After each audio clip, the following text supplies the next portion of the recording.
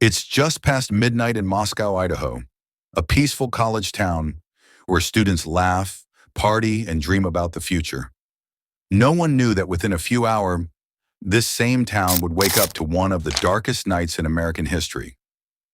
November 13th, 2022. Inside a three-story off-campus home on King Road, 5 students were sleeping. But by sunrise, only one of them would walk out alive. 4 young souls, Kaylee Goncalves, Madison Mogan, Zana Kernodle, and Ethan Chapin, were brutally murdered in their own beds. No robbery, no sign of forced entry, just pure horror. The question that soon followed, who could have done something like this, would lead to a man whose job was to study murderers. Bryan Kohberger, a 28-year-old PhD student at Washington State University, soft-spoken, intelligent, focused, and obsessed with understanding criminal minds. He wasn't just studying criminology, he lived and breathed it. He wrote research papers about how killers choose their victims. He even tried to survey criminals online, asking, "How did you feel before you committed your crime? What drove you to do it?" At first glance, he was just a student fascinated by psychology. But as detectives later realized, his fascination might have turned into something far darker.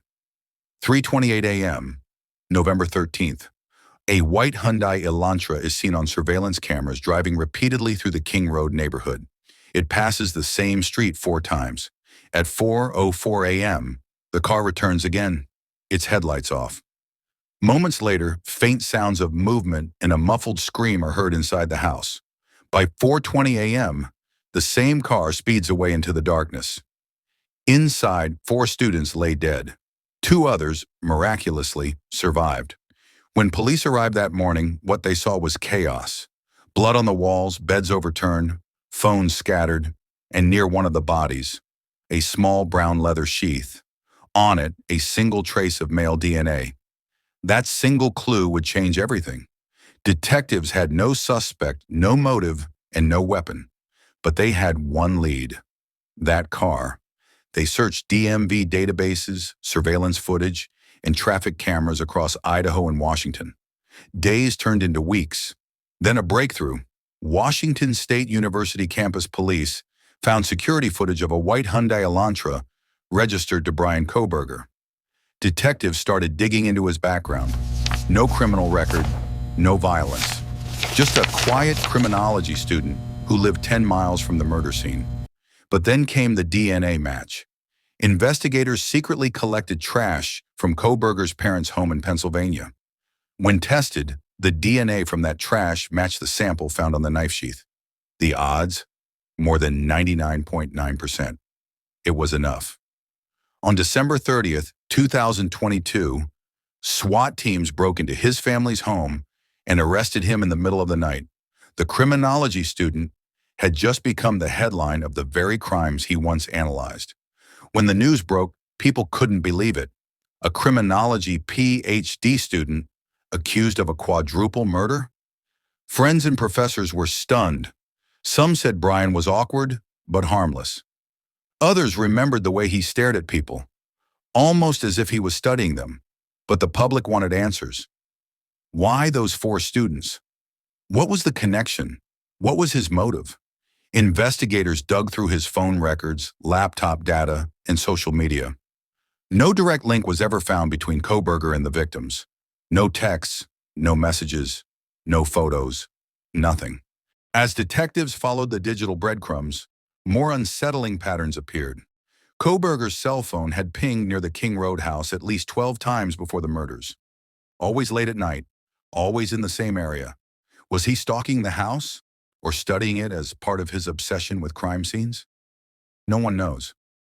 Even today, police say, we still can't confirm his reason for being there. Then there was his search history, terms related to tracking cell towers, DNA analysis, and how to leave no trace. He'd even turned off his phone for a 2-hour window during the murders, the only time it went dark for weeks. Every move looked calculated, every step rehearsed. It was as if the killer wanted to prove he could outsmart everyone.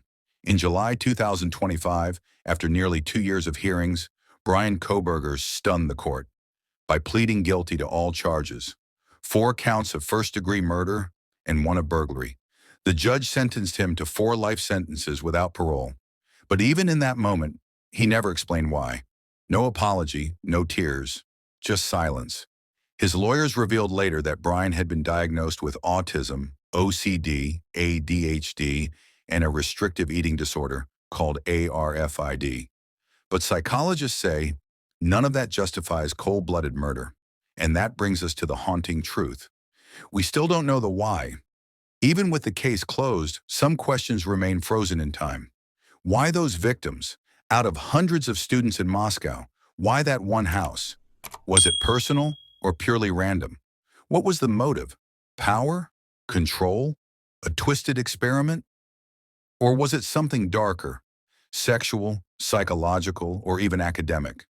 Who was the intended target? Some believe Kaylee or Madison were the main targets. Others think Bryan simply wanted to kill anyone. Where is the murder weapon? The knife sheath was found. The knife itself? Never recovered. Why didn't he fight the case? He spent months saying he was innocent, then suddenly pled guilty. Did he do it to protect someone? Or was he tired of pretending? Why the silence? At sentencing, when given a chance to speak, he refused, not a single word. Some investigators think Kohberger viewed the killings as a control fantasy, a way to feel dominant after years of isolation. Others think he wanted to create the perfect crime, a test of his own intelligence. He studied criminal profiling, DNA mistakes, and investigative psychology, and still left behind the one thing he couldn't control, a single trace of himself. It's chilling to think that maybe, deep down, he wanted to be caught, to be known, to be remembered, even for the worst thing imaginable. But beyond the theories and the courtroom drama were 4 young lives. Kaylee, Madison, Zana, and Ethan. Friends, siblings, dreamers. Their families still struggle with the question, why?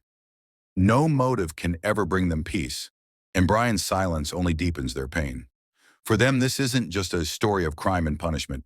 It's a story of stolen futures and unanswered questions that will echo for years. Bryan Kohberger now spends every day in a small prison cell, under heavy watch. No more criminology classes. No more research. Just silence. Maybe that's what he wanted. To keep the world guessing forever. To die with the secret that everyone's still trying to solve. And maybe that's the scariest part of all. What do you think happened that night? Was it a calculated experiment by a genius gone mad? Or something even darker? Let me know your theory in the comments. Sometimes the ones who study darkness become it. Before we begin, hit subscribe and turn on notifications. You don't want to miss what happens next. At you on the street. Polite, quiet, almost harmless. Now imagine that same man secretly committing acts so disturbing that they would shock the entire nation. This isn't fiction. This was real. His name was Albert Fish, one of America's most chilling real-life monsters. Before we begin, hit subscribe and turn on notifications. You don't want to miss what happens next. Albert Fish was born Hamilton Fish in 1870 in Washington, D.C.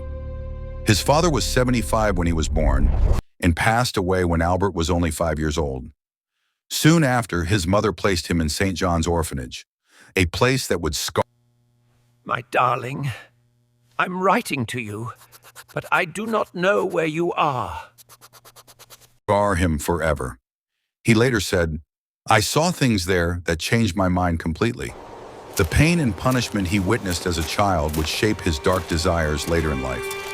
As a teenager, he began to explore strange and harmful fantasies.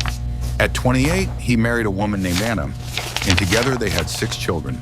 To neighbors, he looked like a quiet, working-class father, but behind closed doors, he was losing control. If this already feels unsettling, hit subscribe, because the next part is where the nightmare truly begins. Fish began traveling across the country, often working odd jobs and moving from city to city. During this time, several children went missing under mysterious circumstances. Authorities rarely connected the cases. The victims came from poor families, and the crimes went largely unnoticed. Fish blended in easily. No one suspected the soft-spoken old man who lived among them. Then came the case that finally revealed his true face. Grace Budd, an 11-year-old girl from New York. In 1928, Fish posed as a wealthy farmer named Frank Howard and visited Grace's parents, pretending he wanted to hire their son for work. Instead, he convinced the family to let Grace accompany him to a so-called birthday party. Grace never returned home. For years, the case remained unsolved, until one day, a letter arrived at the Budd family's home. It described in chilling detail what had really happened. Investigators traced the stationery to a boarding house, followed the lead, and finally arrested Albert Fish. Behind that quiet smile, police found a man who had committed unthinkable crimes for decades. If this story shocks you, don't forget to subscribe, because it only gets darker. During questioning, Fish calmly described his actions, showing no sign of guilt. Detectives said he spoke as if he were telling a bedtime story, emotionless, almost detached from reality. He confessed to multiple killings and to writing letters to families describing what he had done. It was one of the most disturbing confessions investigators had ever heard. At his trial in 1935, Fish pleaded insanity. Psychologists described him as a man consumed by pain, guilt, and delusion, someone who believed he was fulfilling a twisted form of punishment. The jury, however, decided that he was fully aware of his actions. He was found guilty and sentenced to death. On January 16, 1936, Albert Fish met his end in the electric chair at Sing Sing prison. Witnesses said he remained calm until the very last moment, a haunting end to one of the darkest stories in American crime history. Even today, his case is studied by criminologists trying to understand how evil can hide behind an ordinary smile. He looked like a neighbor, a kind old man, but inside he carried something the world had never seen before. And that's the scariest part, because evil doesn't always look like evil. Sometimes it smiles right back at you. If this story gave you chills, make sure to subscribe and tell us in the comments. Could someone like Albert Fish still walk among us today?